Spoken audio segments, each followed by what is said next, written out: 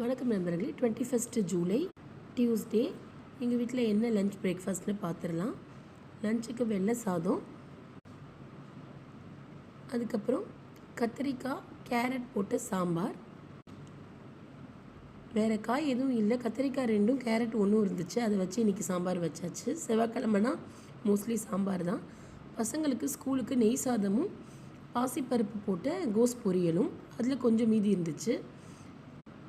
அப்புறம் எங்களுக்கு அரைக்கீரை பொரியல், கடுகு உளுந்தம்பருப்பு கடலைப்பருப்பு தாளிச்சிட்டு காஞ்ச மிளகாய் கிள்ளி போட்டு கீரை போட்டு வதங்கினதும் கடைசியாக தேங்காய் ஜீரகம் அரைச்சி சேர்த்துடணும். அப்புறம் 2 முட்டை போட்ட முட்டை ஆம்லேட். காலையில் பசங்களுக்கு பிரேக்ஃபாஸ்ட்டாக இந்த சுண்டல் கொடுத்தேன். எங்களுக்கு பிரேக்ஃபாஸ்ட்டு தோசையும் மல்லி சட்னியும். எனக்கு மல்லி சட்னி ரொம்ப பிடிக்கும் நண்பர்களே.